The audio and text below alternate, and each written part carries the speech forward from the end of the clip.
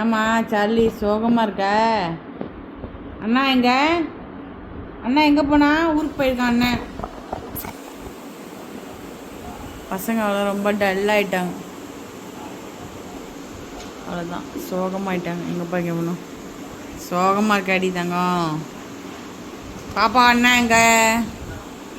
ஊருக்கு போயிட்டான், வருவான் அண்ணா, பார்ப்போம்.